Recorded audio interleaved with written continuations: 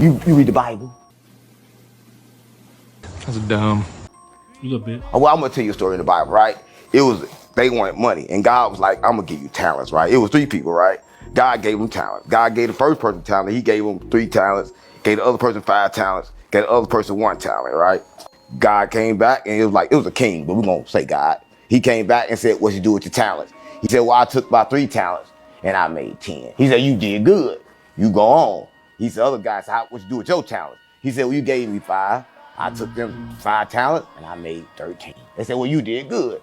They asked the other nigga, "What you do with your talent?" He said, "Well, look, I got this 1 talent for you. I was so scared to use it."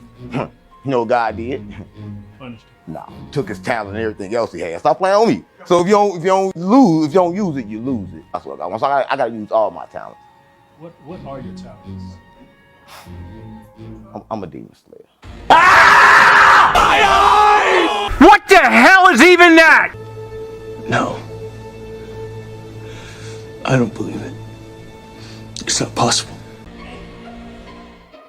Please. You don't know what you're saying, do you? Of course I do. You don't know what you're saying. Of course I do. You don't know what you're saying. I do. Is he all right upstairs? I ain't gonna lie, Unc cracks me up. So I like his take on the story of the parable of talents. But before I show y'all how the story actually goes, using the avatar I created, I want to just thank you all for supporting the channel and ask if you can continue to support the channel. And whether you can Cash App the channel or not, you also can like, comment, and subscribe because that's free. That's a way to continue to support the channel for free. Be well.